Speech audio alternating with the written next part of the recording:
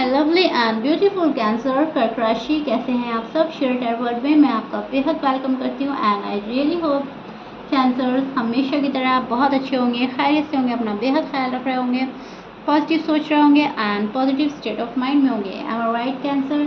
So my lovely and dear Cancer, situation में अगर आप अभी भी स्टक है, नो कॉन्टैक्ट में है, so this reading for you. Please keep in mind ये एक जनरल प्रेडिक्शन है, आप लोगों का पर्सनल रीडिंग नहीं है।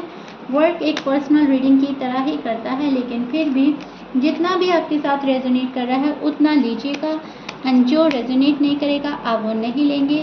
ज़बरदस्ती का अपनी सिचुएशन में फिट नहीं करना, मैच नहीं करना एंड रीडिंग इम्पोज नहीं करना। ओके डियर, स्टार्ट करते हैं आपकी रीडिंग। भले ही नो कॉन्टैक्ट में हैं आप लोग, लेकिन फिर भी बहुत पॉजिटिव होकर अपने पर्सन को सोचिएगा, पॉजिटिव माइंडसेट के साथ रीडिंग देखेंगे। Okay, and roles can be reverse any time, as you know. जो आपकी साइड है पर्सन की हो सकती है, पर्सन की साइड आपकी भी हो सकती है, तो दोनों साइड बहुत अच्छे से समझने की कोशिश कीजिएगा। ओके जी, स्टार्ट करते हैं आपकी रीडिंग। सो नो कॉन्टैक्ट में मैं आपको एक्सप्लेन करती हूँ एग्जैक्टली क्या चल रहा है, किस एनर्जी में स्टैंड कर रहे हैं। मुझे ऐसा लग रहा है आप इमोशनली क्लोज्ड ऑफ है किसी से, बहुत ज़्यादा लव है लेकिन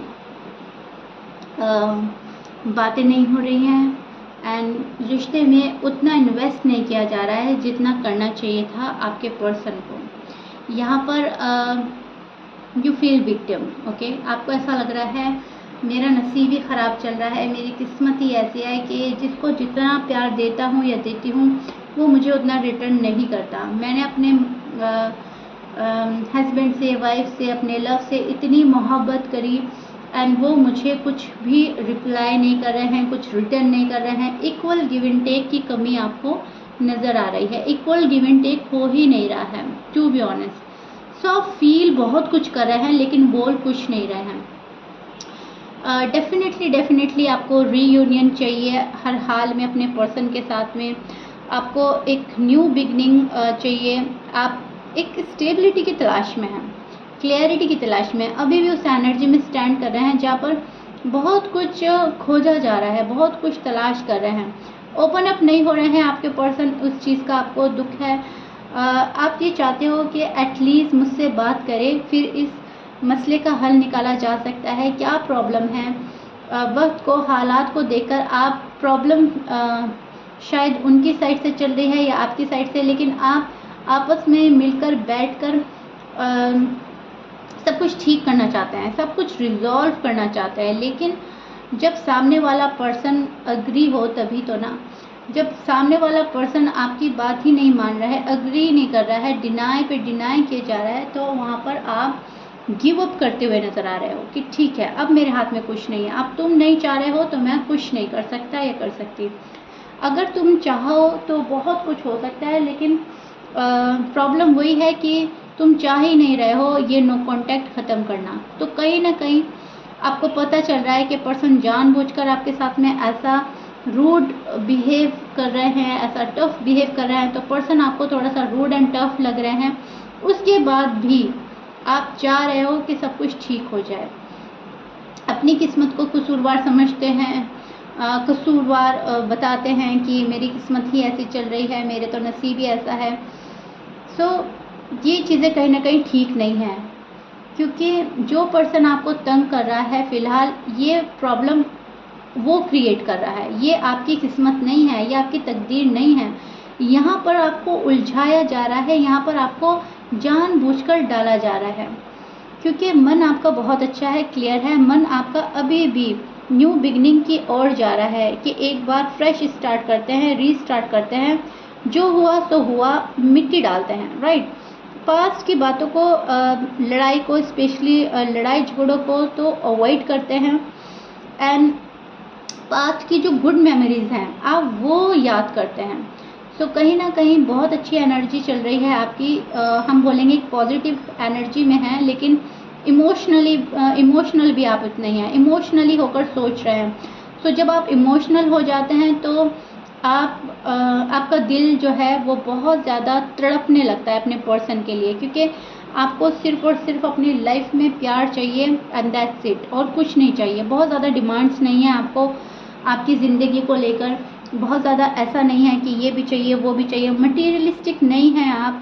आपको सिर्फ प्यार चाहिए, कोई आपकी केयर करे, कोई आपको समझे, और फिर और चीज़ें उसके बाद में आती हैं। पहले आपको एक ऐसा हमसफ़र चाहिए जो आपको समझे, एंड वही पर्सन, वही बंदा जिसको आप अपना हमसफ़र समझते हैं, वही आपको दुख दे रहा है, वही नो कांटेक्ट में है, तो वहाँ पर आप सैड एनर्जी में नज़र आ रहे हैं।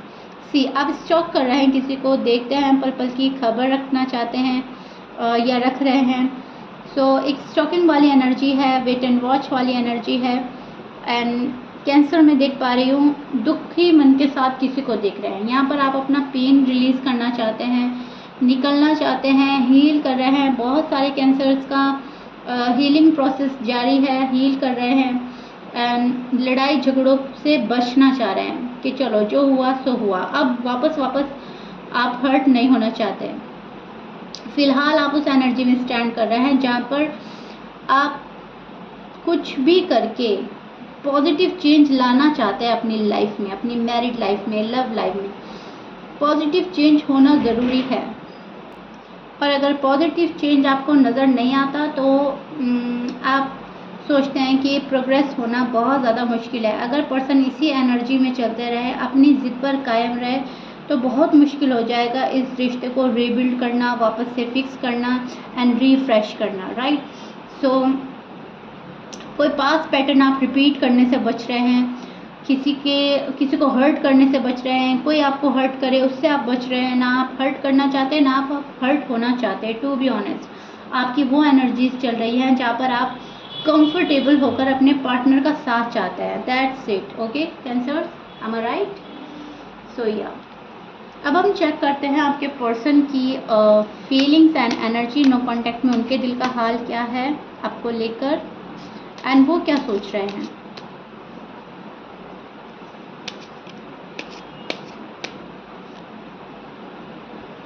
खुशियाँ, stability, offer, good news, amazing. Okay ji Cancer, this is your person feeling and energy. अब मैं आपको एक्सप्लेन करती हूँ क्या हो रहा है इनके साइड। सी आपको जानकर बहुत अजीब लगेगा, इनकी एनर्जी में बहुत प्यार, बहुत खुशियाँ, बहुत सारी गुड न्यूज़, बहुत ज़्यादा लव की एक्सपेक्टेशन नज़र आ रही हैं, मैनिफेस्टेशन नज़र आ रहा है। ये पर्सन आपको कुछ रिवील कर रहा है या नहीं कर रहा है, शो कुछ और कर रहा है, डीप डाउन फीलिंग्स कुछ और चल रही हैं, बहुत ज़्यादा मिस्टीरियस बिहेव कर रहा है। लेकिन इनकी फीलिंग्स अगर मैं आपको एग्जैक्टली बताऊं तो ये पर्सन अभी भी आप में स्टक है, अभी भी आपको छोड़ नहीं पा रहा है, अभी भी इनको कैंसर के पास आना है। बहुत ज़्यादा पेशेंस बना रखा है अपनी फीलिंग्स पर, लेकिन यस ये वापसी करेंगे आपकी लाइफ में। कोई है जो आ रहा है और गुड न्यूज़ आपको मिल सकती है।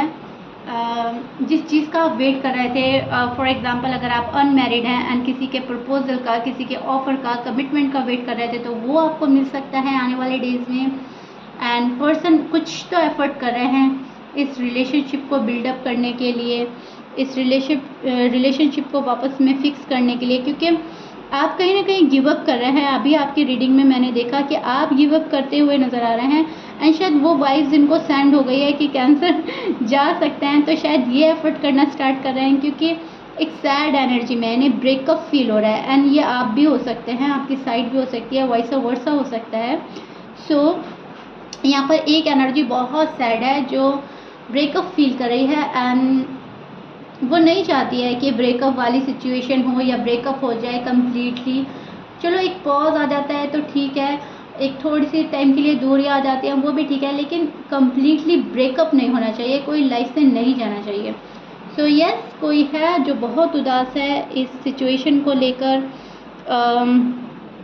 वक्त को लेकर, हालात को लेकर, माहौल को लेकर बहुत ज़्यादा उदास नज़र आ रहा है और गिव अप नहीं करना चाहता ये पर्सन। ये मेल है या फीमेल है, ये बहुत ज़्यादा आपको मिस कर रहे हैं, ये आप में कहीं ना कहीं स्टक है, ये दिल से आपको निकाल नहीं पाए हैं अब तक। ओके इनको ऐसा लग रहा है कि कहीं आप अपने डोर ही क्लोज ना कर दें इनके लिए, कि फिर जाना इम्पॉसिबल हो जाए। इनको ऐसा लगता है कि जब आपको कोई बात पता चलेगी, कोई सच्चाई है जो शायद इन्होंने छुपाई थी, जो अब तक ये छिपाते आ रहे थे, जिस दिन आपको वो मालूम चलेगा तो शायद आप इनसे दूर हो जाएंगे। तो किसी चीज़ के डाउट एंड फियर में भी नज़र आ रहा है ये पर्सन। ऑफ़र चाहता है आपसे कि आप आकर इनको अपना लव ऑफ़र करें। आपका भी शायद कहीं ना कहीं वेट कर रहे हैं। मुझे ऐसा लग रहा है आपकी रीडिंग में कैंसर्स कि आप अपने पर्सन का वेट कर रहे हैं एंड पर्सन कहीं ना कहीं आपका वेट कर रहे हैं। आप सोचते हो वो पहले आ जाए, वो सोचते हैं आप आ जाएं तो चीज़ें ठीक हो सकती हैं। सो एक दूसरे का वेट कर रहे हैं एंड प्रॉब्लम ये हो रही है कि शुरुआत पहल कोई नहीं कर रहा है एंड गलतियों पे गलतियां होती जा रही हैं। कभी आपसे हो जाती है, कभी उनसे हो जाती है एंड एक जो मिसअंडरस्टैंडिंग है वो कहीं ना कहीं दूर हो ही नहीं पा रही है। चाह कर भी आप लोग दूर नहीं कर पा रहे हैं। सो शायद यही वजह है कि आपका नो कांटेक्ट जो है वो चल रहा है। अब ये इनसिक्योर भी फील कर रहे हैं। सो दैट्स वाई ये अपना जो लव है वो जाहिर करना चाहते हैं, जाहिर करने वाले हैं। आने वाले डेज़ में किसी कैंसर के पास लव ऑफ़र आ सकती है, कॉल एंड मैसेज आ सकता है, लेकिन कुछ कैंसर्स को अभी भी वेट करना पड़ेगा क्योंकि बहुत ज़्यादा सैड एनर्जीज चल रही है एंड इसलिए मैं बोल रही हूँ कभी कभी ऐसा होता है बहुत ज़्यादा सैड एनर्जी में जब हम चले जाते हैं तो एक सही तरीके का डिसीजन बनाने में थोड़ी डिफ़िकल्टीज होती है एंड हम उस पर प्रॉपर वर्क नहीं कर पाते। तो सेम सिचुएशन आपके पर्सन की साइड से देख पा रही हूँ, लेकिन यस कोई तो है जो आ रहा है एंड जो आपको आकर खुशियाँ देगा, गुड न्यूज़ देगा। आप कहीं ना कहीं रिलैक्स हो जाएंगे इनके आने के बाद। तो एक्सपेक्ट कर सकते हैं आप किसी का कॉल, किसी का मैसेज, लेकिन अगेन मैं बोलूँ कुछ के लिए टाइम लग सकता है। Okay, please keep in mind. बहुत अच्छे से समझा रही हूँ डिटेल में जाकर। ओके जी, सो या cancer, this is it. I really hope बहुत अच्छे से आपको समझाया है, आपको समझ आया होगा एंड अपना इतना सारा लव देने के लिए, रिस्पेक्ट देने के लिए शीरा टैरो वर्ड को बेहद शुक्रिया। एंड आप मुझे बहुत अच्छे से प्यारे प्यारे कमेंट करते हैं। Thank you so much once अगैन। अपना प्यार बनाए रखिएगा। मिलते हैं नेक्स्ट रीडिंग में। Till then bye bye and God bless.